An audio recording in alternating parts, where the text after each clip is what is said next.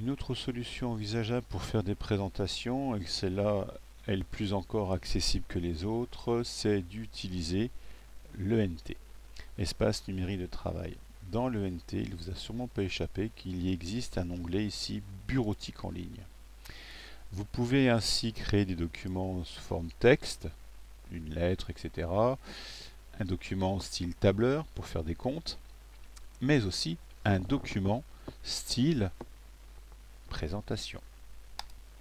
On clique dessus, on met un titre test pour élèves, je valide et je me retrouve avec un logiciel qui ressemble fort à PowerPoint, avec les aperçus des miniatures, avec des animations possibles, avec des transitions et l'insertion de différentes choses.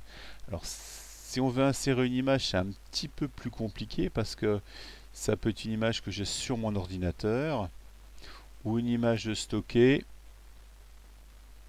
Voilà. Donc là vous avez une banque d'images que vous pouvez utiliser. Voilà. Bon.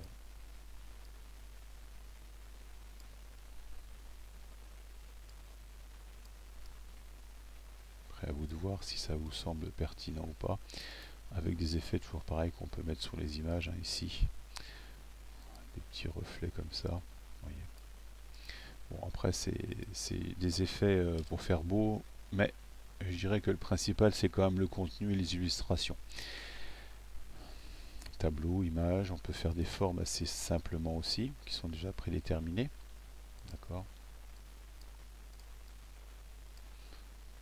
De la même manière, je crée une étoile. Je peux tout à fait, en allant sur forme ici, parce qu'il s'agit d'une forme, choisir le style de ma forme. D'accord, là c'est plutôt translucide. Ça marche bien, ça fait plaisir. Donc ça c'est le remplissage.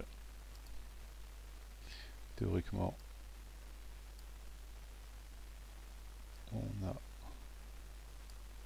va mettre en rouge, transparent, ok. Parce que théoriquement, voilà, on peut même faire des effets de transparence, voilà, sur les objets, etc.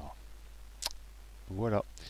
Donc la dernière fonctionnalité qui me semble très intéressante, c'est qu'une fois que votre document est finalisé, donc ça s'enregistre automatiquement, vous le retrouvez dans votre porte-document. Théoriquement, il doit y avoir un truc qui s'appelle test élève, RST, test pour élève ici.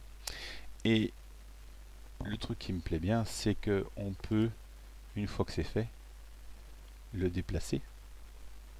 Et le déplacer, par exemple, dans un dossier autre que le vôtre, ce qui me permettra, moi, de le récupérer facilement.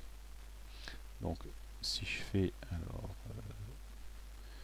déplacer, logiquement, ah oui, donc non, là, les fichiers ne sont pas encore ouverts, mais quand vous aurez dans le dossier personnel, vous aurez votre dossier de classe, par exemple, ce qui permettra de le coller à l'intérieur. Alors bien sûr, en respectant une politique de nommage du fichier, donc lui donner un nom très précis.